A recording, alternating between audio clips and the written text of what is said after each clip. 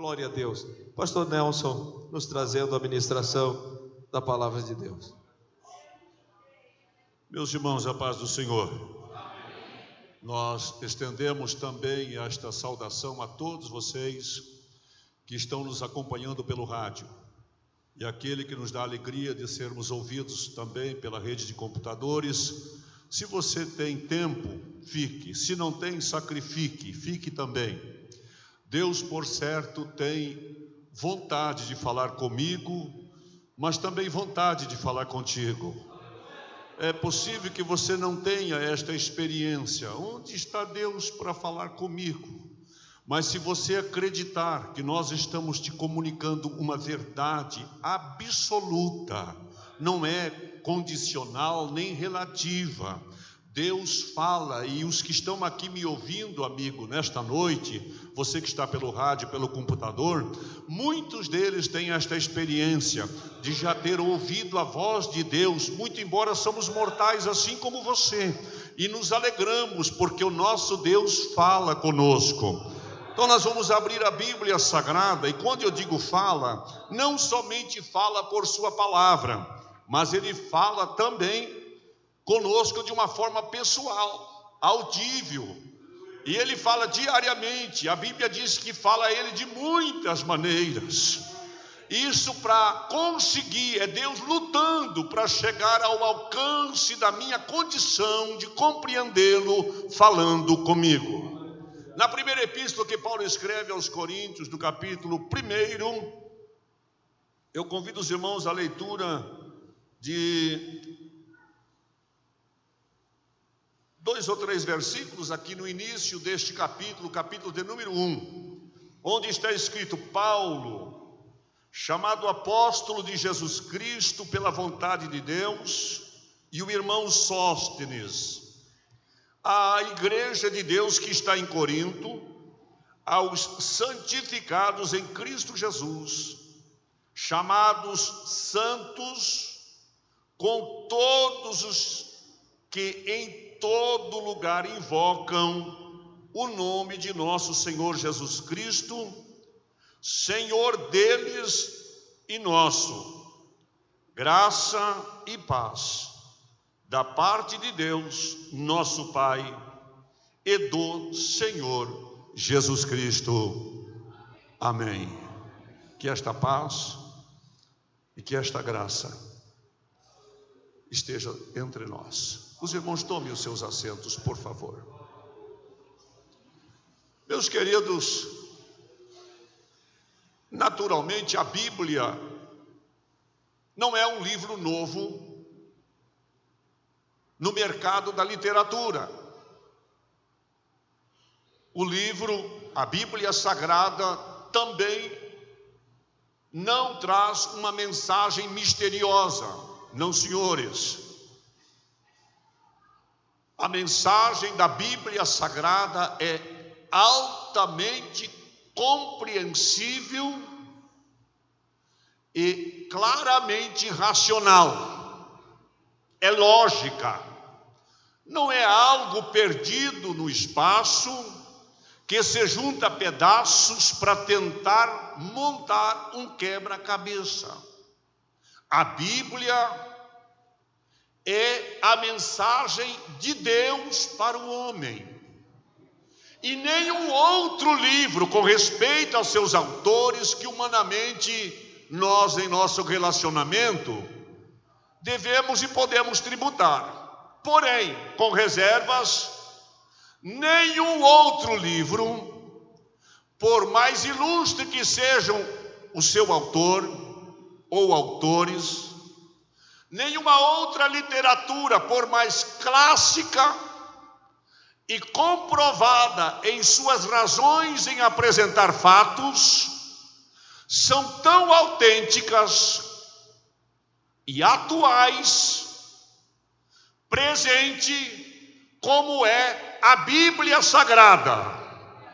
Eu repito, nenhum outro livro, aquele que a imprensa publicou hoje, que talvez sairá no mercado da divulgação para o comércio amanhã, esta mensagem, a Bíblia Sagrada, a palavra de Deus, é para depois de amanhã, foi antes de todos nós, e ela atende às nossas necessidades agora.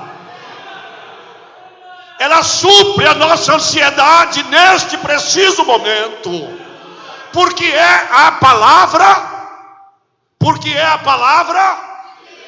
e a palavra de Deus tem nela mesmo o sim e o amém. A palavra de Deus tem por ela mesma a informação que o céu pode passar. Eu acho difícil, você também creio que concorda comigo. Meu Deus, é uma coisa infinita, mas pode passar. E a Bíblia diz que vai passar. A terra também. Os homens, creio, já não tem mais dúvida de que o planeta está inseguro. Estamos balançando, assim como o profeta Isaías deixou escrito que como a choça, como a palhoça, como a cabana, a terra será mexida de seu lugar com o sopro da boca deste Deus que é o autor deste livro, que vem com uma palavra ao meu e ao teu coração tão limitado, tão pequeno, tão fraco, nada sabe, nada entende, nada compreende, somos nécios, mas hoje, por bondade e misericórdia, o Senhor retirou de nós este opróbrio e nos deu a mente de Cristo. E a Bíblia diz que quem tem a mente de Cristo é diferente de todos os demais mortais. Porque eles, que ainda não têm, podem compreender muitas coisas do mundo presente, onde os seus olhos alcançam, suas mãos apalpam. Mas é só isto. Só isso. Vocês estão vendo aí que luta para fazer um plano, para fazer esta pequena nação andar.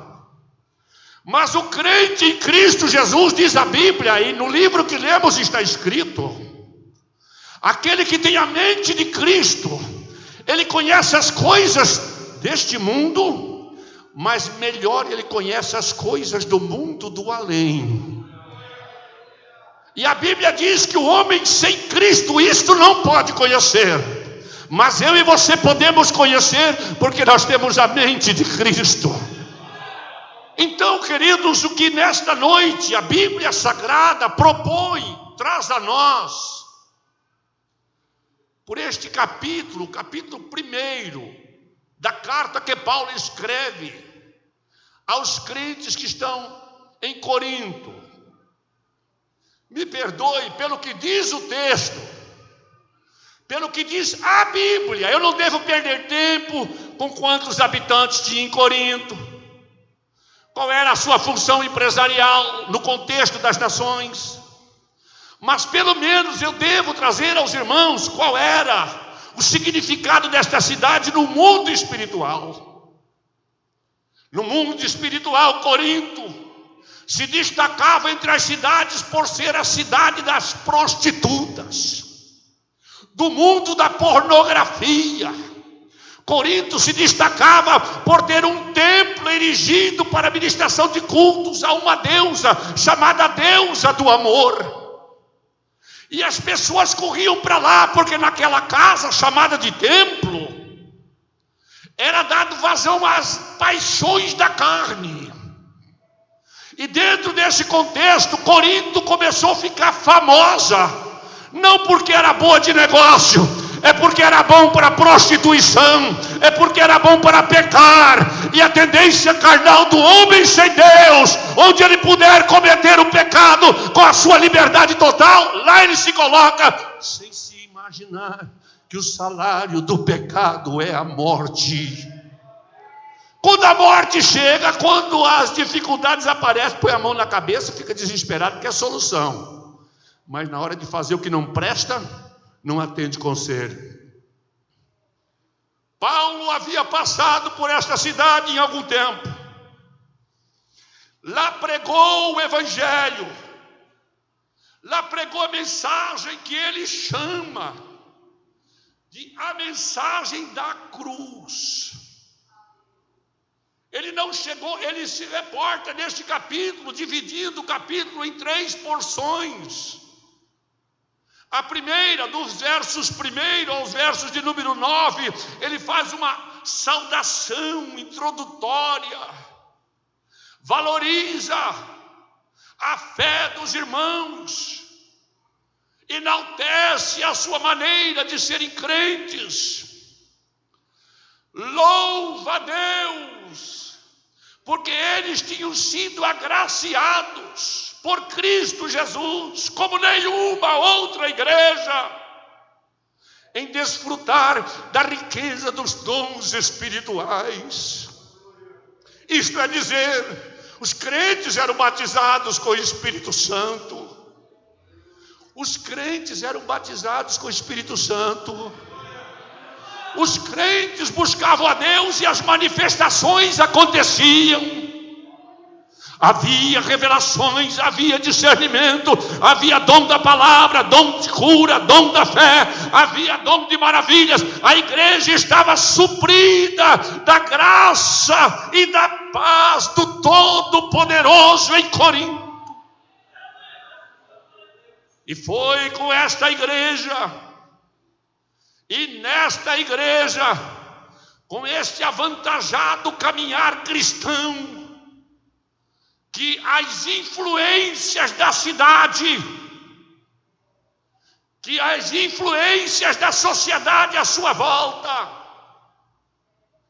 começaram a transportar de fora para dentro um modelo de comportamento que nada tem a ver com uma igreja que ostenta o desejo da manifestação da graça e da paz que vem do Todo-Poderoso. E foi com esta visão, e somada às informações que chegaram para o apóstolo trabalhando em Éfeso, que Paulo resolve escrever uma carta. E dentro desta solução, ou desta resolução, Paulo encerra esta parte inicial do capítulo, dizendo para os irmãos em sua escritura,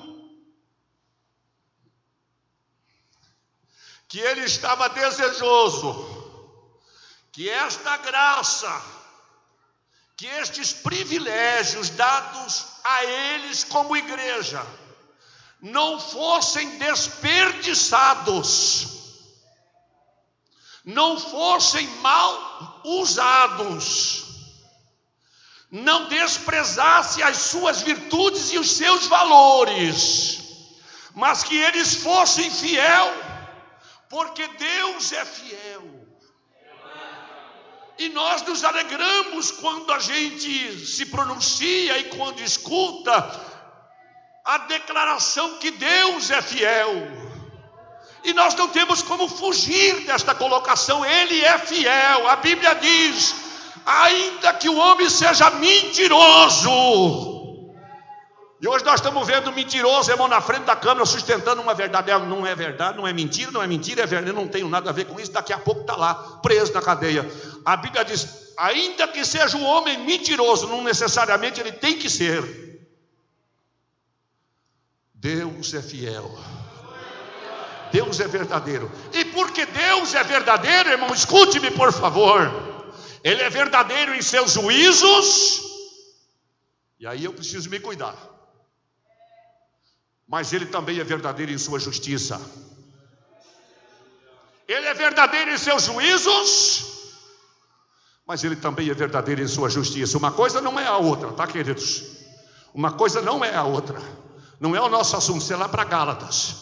Mas a justiça de Deus é a razão por nós estarmos aqui. O juízo de Deus foi colocar Cristo lá na cruz. Ele foi lá condenado à morte para ser o sacrifício aceito por Deus para a remissão dos meus e dos teus pecados. E a Bíblia diz que todo aquele que nele crê não será confundido. Você não vai se extraviar. Você não vai se perder, você não vai ficar sem rumo. Ele vai te orientar, Ele vai cuidar de ti. Então a Bíblia diz que Ele é fiel. Em sua fidelidade chamou a mim, chamou a você. Eu e você estamos aqui por um chamado. E neste chamado o Senhor nos vocacionou para ser salvos. Nos vocacionou para a salvação. Ele nos vocacionou para estar com Ele daqui a pouco mais. E Paulo, escrevendo isto à igreja em Corinto, ele disse: olha, eu estou desejoso que vocês sejam confirmados agora, mas muito mais no dia de nosso Senhor Jesus Cristo. Cuidemos da nossa vida como cristão hoje, mas não descuidemos amanhã, porque alguns andaram fazendo as divulgações por aí que o crente tem no céu uma ficha de conta corrente. Ele deposita sexta, sábado, segunda e terça e quarta e vai gastar domingo. Aí ele deixa um saldinho. Querido, não é desse jeito não. Se você trabalhou hoje, completou 99 anos e você deixa de fazer alguma coisa amanhã que agrade a Deus, pelo contrário, fez o que não lhe agrada, os seus 99 não têm serventia, porque a Bíblia tem uma palavra para mim e para você: Deus é fiel, e a palavra do Senhor diz: ser fiel até a morte, e se você for fiel até o fim, então nós seremos achados confirmados no dia de nosso Senhor Jesus Cristo. Essa é a primeira parte do capítulo 1 que Paulo escreve à igreja em Corinto. Uma igreja que precisava saber que o apóstolo se alegrava com a vida cristã que eles praticavam. Uma igreja que precisava ser reconhecida pelo esforço que eles tinham feito. Uma igreja que precisava ter informação que, apesar de muita prosperidade espiritual, alguma coisa estava rondando o arraial da igreja em Corinto. E Paulo, avisado pelos da família de Cloé, ele vem escrever uma palavra agora para que este mal seja extirpado do seio da igreja. E neste primeiro capítulo, a segunda parte da mensagem deste capítulo é exortativa, de saudações, de elogios, de louvor, de glórias a Deus e esperança. Mas a segunda parte dos capítulos, versículos 10 ao versículo 17, Paulo senta para fazer uma prestação de conta com os crentes em Corinto. Falar língua estranha não é brincadeira. De pessoas que desprezam a palavra de Deus e por qualquer coisinha acham que tem liberdade e pode estar se pronunciando em mistério, como se isso fosse um patrimônio teu, uma benfeitoria tua, por méritos tu alcançastes. Mas as línguas estranhas são dádivas de Deus para ser usado pelo crente que de fato crê no Pentecostes e que buscou o revestimento de poder e que está vivendo uma vida de comunhão com Deus para ser testemunha ao que lhe escuta falar com Deus estando no seu corpo terrenal. Se pronunciar profeta e outros tão preciosos dons, reclama da vida deste servo de Deus uma rendição plena e completa à sua palavra. A sua palavra. Ninguém aprende a profetizar. Não. Deus te usa. Agora deixa eu lhe dizer, Deus te usa não tirando a tua razão e consciência. Não, você não é louco quando está falando em nome do Senhor. A Bíblia é farta de instrução e veio a palavra do Senhor. E o Senhor tem falado conosco seguidamente. Seguidamente. Deixa eu lhe dizer, quando Ele fala, Ele é fiel, Ele cumpre. Pode passar uma semana, um mês, um ano, 10 anos, mas que ele vai cumprir, porque ele é fiel. Agora, quando alguns pensam que já aprenderam profetizar, profetizam das boas intenções, o bom desejo, a boa vontade, Deus faz questão de não cumprir, para que se cumpra o que está escrito na carta aos Gálatas: Deus não se deixa escarnecer. Deus não se deixa. O profeta escreve dizendo, falando o profeta em nome do Senhor, e o Senhor não deve falar do tal profeta, morrerá.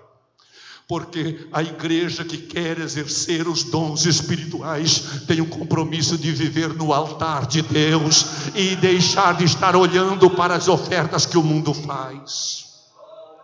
É diferente. Paulo inicia a sessão do seu ensino exortativo, chamando os crentes para uma responsabilidade íntima. Rogo-vos, pois, irmãos.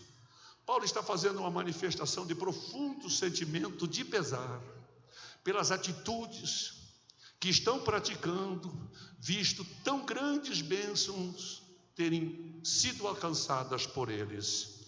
E Paulo diz: olha, eu estou precisando fazer uma observação extremamente forte, bem cruel, porque não é papel de uma igreja de Deus, como declarado no verso de número 2, a igreja de Deus não tem esse tipo de costume de cada um fala uma coisa diferente um do outro. Não, senhor. Paulo diz: rogo-vos, porém, irmãos, pelo nome de nosso Senhor Jesus Cristo, que digais todos os que são e os que querem ser igreja de Deus, uma mesma. Ei, eu acho que você tem que repetir isso.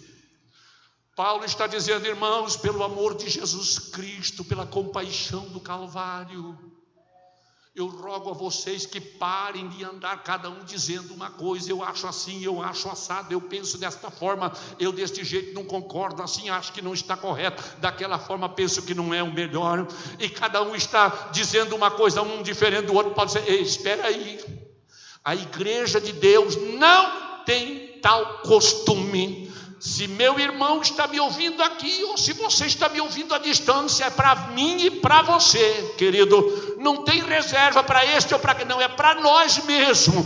Eu e você temos que estar concorde naquilo que Deus quer com a sua igreja. Se você tem outra formação e discorda, querido, aqui, você tem que concordar, senão você se antepõe àquilo que Paulo chamou de a igreja de Deus que está em Cacoal. A igreja de Deus que está em Cacoal. Você tem que conviver com esta palavra. E Paulo diz, nesta colocação, que ele precisa estar atento, os crentes precisam estarem atentos, porque a igreja de Deus é um organismo que, em sua presença geral, tem a aparência de um corpo. Um corpo. Quantas cabeças tem um corpo? Nenhum de nós aqui vamos dizer diferente. Uma só. Como uma cabeça pode pensar de uma mesma coisa, duas coisas ao mesmo tempo? Deus requer que a sua igreja, que é um corpo, digamos todos uma mesma coisa. Quando Paulo está dizendo para os crentes lá em Corinto, que digais todos uma mesma coisa, Paulo está dizendo para nós hoje aqui em Cacoal, que lá em Corinto tinha virado uma bagunça a igreja, queridos, com pesar, porque cada um estava tomando a liberdade de achar do seu jeito. Era uma igreja sem comando, era uma igreja sem orientação, uma igreja que estava dando testemunho de que o mundo já tinha passado para o lado de dentro. Era uma igreja que já tinha tolerado no corpo de seus membros crentes que ainda não tinham nascido de novo, estavam possuídos dos desejos carnais. Quando eu passo a discordar, quando eu faço parte deste grupo que se antepõe, eu ainda não sou crente de verdade. Quem diz isso é a Bíblia. Abra lá no capítulo 3, do mesmo livro, o verso de número 3. Paulo diz no verso 2 do capítulo 3: com leite vos criei. Ele fala de um novo convertido, de uma criança recém-iniciando, de uma pessoa que está começando a vida cristã. Com leite vos criei, e não com manjar, porque ainda não podíeis, nem tampouco ainda agora podeis. Paulo está dizendo: você ainda não desenvolveu, você ainda é pequeno espiritualmente, você ainda não expressa a condição de receber uma mensagem mais acurada. Você precisa ir sendo levado devagarinho, porque você está para tropeçar, para cair, você está para resvalar no caminho, você não tem firmeza. Paulo está dizendo: eu preciso continuar dando leite para ver se você consegue as energias e consegue as vitaminas, as proteínas necessárias para você conseguir se colocar em pé, para começar a receber um alimento mais sólido, para ter força, para encarar esse mundo que vem por aí com sua carinha de gracejo, servindo de boneco de enfeite, atraindo vida de crentes que tem leite para tomar, aquele que Pedro disse, sem mistura, leite puro, mas despreza essa mamadeira santa, não consegue crescer, vez por outra está embaraçado com este mundo e suas ofertas pobres e mesquinhas. Versículo 3: não podeis, porque ainda sois carnais. Ainda sois carnais. E aí Paulo explica para eles. Me parece que Paulo tinha certeza que algum crente lá na igreja em Corinto ia bater no peito. Quando Paulo chegar aqui, a gente vai conversar, porque eu sou crente, fui batizado nas águas, já recebi o batismo com o Espírito Santo, Deus já me usou para fazer muita coisa, como é que vem me chamar de carnal? A gente precisa ter cuidado, irmãos, que as garantias da nossa posição em Cristo estão em sermos fiéis a Ele, e não estarmos esposando procedimentos litúrgicos da nossa denominação, cumprimos etapas dos ofícios do ministério. Nós estamos carentes de entender Paulo explicando para a igreja em Corinto, dizendo: havendo entre vós inveja, contenda, dissensões, não sois porventura carnais e não andais segundo os homens? Paulo explicou para eles ou não? Se vocês andam por aí um com inveja do outro, andam por aí causando dissensão, que é dissenso, queridos, é romper com o consenso. O dia que eu e você aceitamos a Cristo, nós assumimos um professo testemunho voluntário e espontâneo de concordar com a cruz, de nos submeter à cruz, de suportar a cruz, de nos enquadrar na palavra, de nos submeter à voz de Deus pelas suas santas escrituras. Nós fizemos um acordo, entramos em um consenso com Deus, mas no caminhar estamos em dissenso, estamos em discórdia. Não, eu não discordo com Deus, querido, espera aí. Nesse capítulo, já no capítulo de número 2, o apóstolo Paulo trata da pureza da pregação, da essência do evangelho. Assim como ele encerra o capítulo 1, falando que ele não se preocupou com palavras bonitas, para que o evangelho não se apoiasse nos discursos do pregador. Quando uma igreja começa a exigir pregador que sabe falar a palavra direitinho, quando a igreja só quer escutar aquele que compõe os verbos bonitinho, quando uma igreja só escuta aquele que conhece o fundo histórico, o fundo teológico, sabe das origens das palavras, quando uma igreja quer que este expositor seja um astro da literatura bíblica, esta igreja está perdendo o rumo da cruz, porque o evangelho que Paulo foi pregar em Corinto, ele disse: os homens da Grécia, a ilustre comunidade da sabedoria do mundo da antiguidade, na sabedoria de Deus, eles em sua sabedoria não conheceram Deus.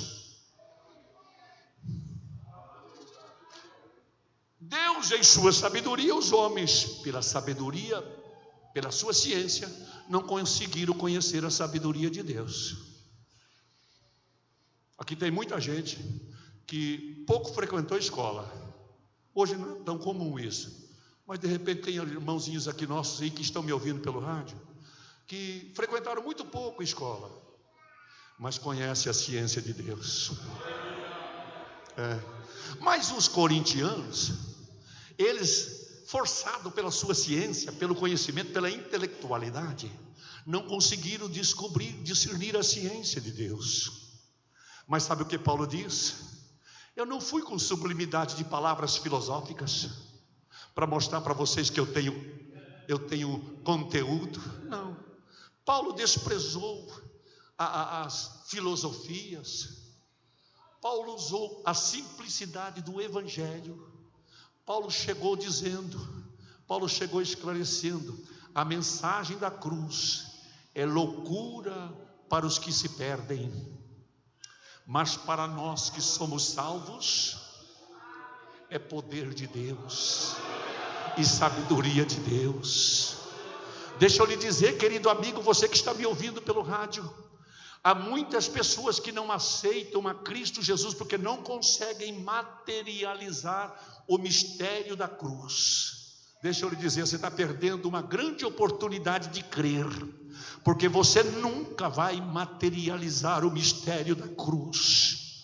A própria Bíblia diz que alguém, por ser bom, pode ter alguém que venha morrer em seu lugar, mas Deus prova o seu amor para comigo e para contigo, que sendo nós ainda pecadores, Deus mandou Jesus Cristo para morrer esta horrenda morte que a história relata no mundo do cristianismo.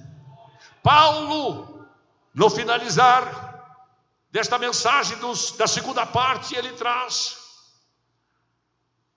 o esclarecimento aos irmãos em Corinto, que estas práticas de contenda e de discórdia não faz parte da igreja de Deus, não faz parte dos que estão esperando o arrebatamento, não faz parte dos que estão professando uma vida pentecostal, não faz parte daqueles que frequentam escola dominical, cultos de terça-feira, estão frequentemente na igreja.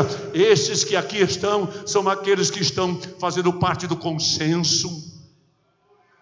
Nos bancos das universidades, para alguns que de repente estão aqui, você que me escuta por lá, você não vai imaginar que aqui é uma reunião de tonto, tá, querido? Lá nos bancos da universidade, a filosofia diz que o dissenso é uma oportunidade para o homem crescer em consenso. Aqui é diferente. O dissenso aqui é abominação a Deus.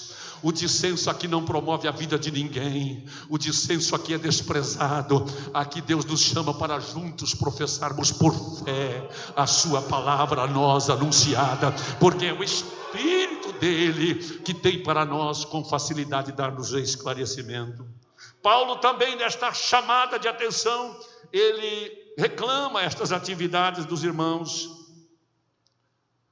E nesta prática, Paulo reclamando, ele fala de que há uma carência de que os crentes em Corinto passem ligeiramente para testificar da graça que eles receberam, que ele faz menção nos primeiros versículos. E testifica aos irmãos dizendo que estas práticas devem ser desprezadas e abandonadas, porquanto elas não fazem parte. A igreja do Senhor não pode viver com dois pensamentos, não pode estar dizendo duas coisas diferentes, temos que ser concorde. O nosso parecer tem que ser o mesmo, as contendas devem ser deixadas de fora, as dissensões abandonadas, e a nossa profissão de fé deve ser conjunta, dizendo, porque para isto fomos chamados, para testificarmos de uma só fé, de um só Deus, de um só batismo, de uma só esperança. Aqui não estamos sem rumo, temos uma direção. Na parte final do capítulo, Paulo encerra dizendo aos crentes em Corinto, a partir do verso 18: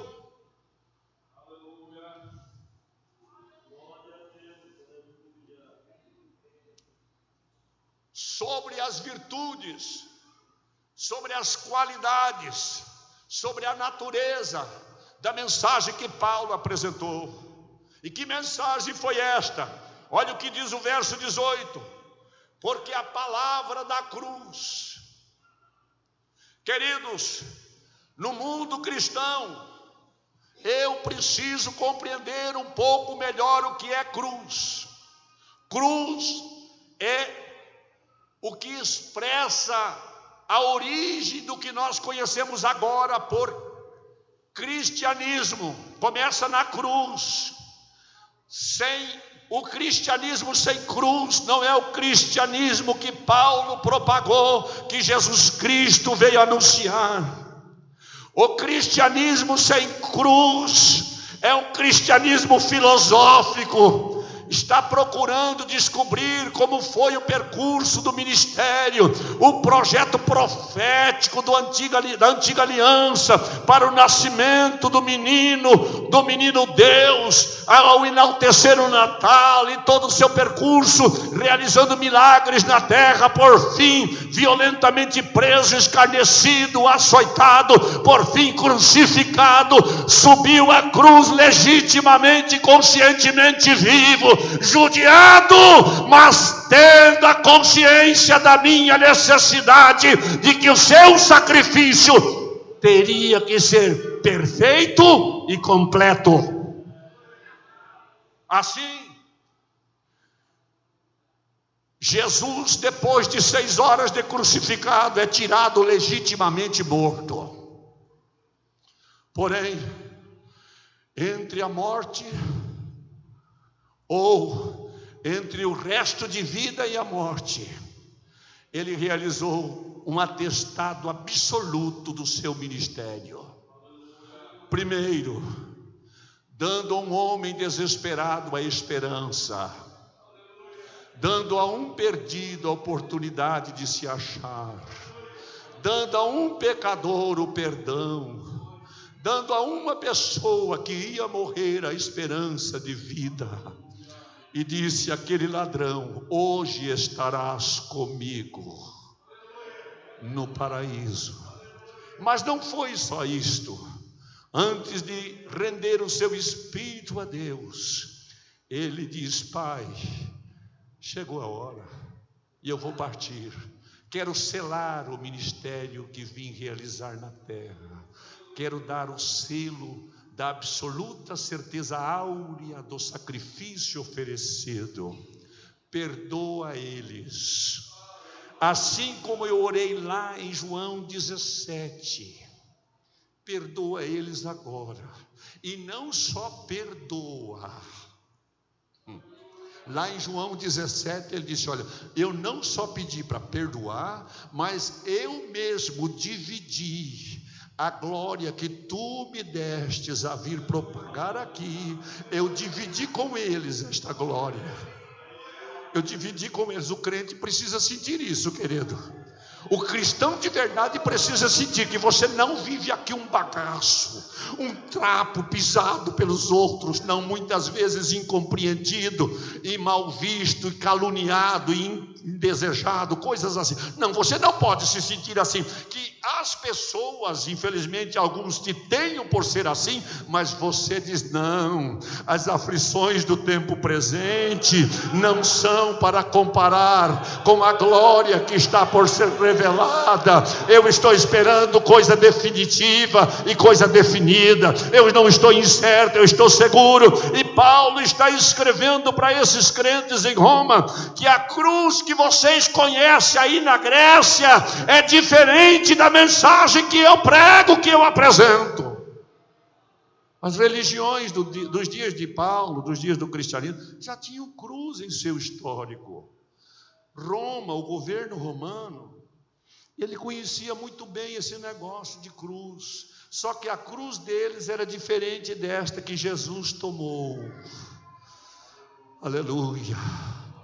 Todas as outras cruzes foram erigidas para silenciar a voz de seus mártires. Nunca mais voltaram a falar.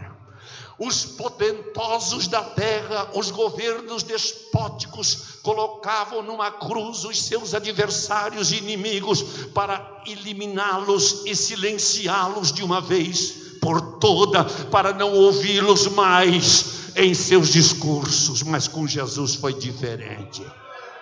Jesus veio mudar a história da cruz. Muitos já haviam passado pela cruz, deixando famílias chorando, lamentando, pesarosos pelo desastre da morte de alguém pendurado e abandonado à dura sorte, e ali ser tragado pelas aves de rapina. Mas com Jesus foi diferente. Ele foi à cruz de fato, morreu de fato, foi sepultado, certeza, mas ao terceiro dia ele juntou a cruz velha e disse: ela está aqui. E saiu cantando e anunciando aos seus discípulos: ó morte, aonde está a tua força? A cruz não pôde me manter na sepultura. Ó morte, aonde está o teu aguilhão? Tragada foi a morte na vitória. Jesus venceu a morte e, pendurado numa cruz como cordeiro sem mancha e sem mácula, lá conquistou a minha e a tua vitória. Onde todos pereceram, aonde todos chegaram ao seu fim, Jesus deu início para nós. Quem dá glória a Deus? Todos. Jesus ressuscitou. Os discípulos começaram o seu ministério e por onde passavam, eles fincavam a cruz e pregavam: Jesus morreu crucificado, mas está vivo. Mas a maldosa vida do povo, das pessoas, pegaram a cruz como símbolo ou como patíbulo da oferta, ou da oferta colocada sobre ele, e passaram a fazer da cruz um objeto de crença. Hoje coloca-se cruz pendurado no pescoço, na porta de templos, sobre túmulos, pendurado no retrovisor do veículo. Para tantos lugares se coloca a cruz, mas não tem lugar para a sua mensagem no coração. E eu convido a você para a gente abrir a harpa cristã, no hino de número 190 aí, sim, eu amo a mensagem da cruz. 291. Quem vai cantar comigo? Fique de pé, nós já estamos encerrando, queridos. Rude cruz se erigiu, dela o dia. Um minutinho só. Dela o dia e não um dia. Dá uma olhadinha. Rude cruz se erigiu, dela o dia a fugir, como emblema de vergonha e dor. mas contemplo esta cruz, porque nela Jesus deu a vida por mim, pecador. Sim, eu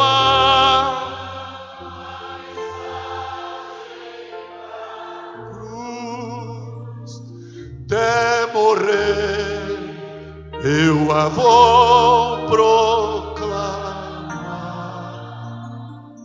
Levarei eu também até por uma coroa trocar. A terceira estrofe. Nesta cruz padeceu quem por mim já morreu, meu Jesus, para dar-me o perdão. E eu me alegro na cruz, ela vem graça e luz para minha santificação.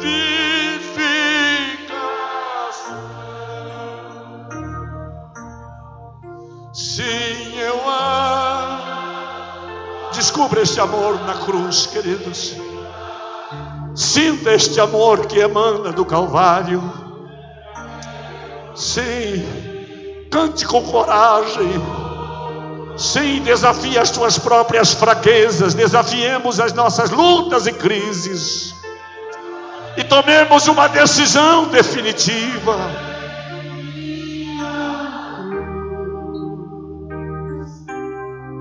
Até por uma coroa,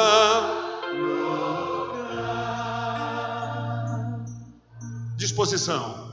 Eu aqui com Jesus, a vergonha da cruz, quero sempre levar e sofrer. Cristo vem me buscar e com Ele no lar uma parte da glória de ter. Sim, eu amo a mensagem da cruz. Oh, glória a Deus. Até morrer eu a vou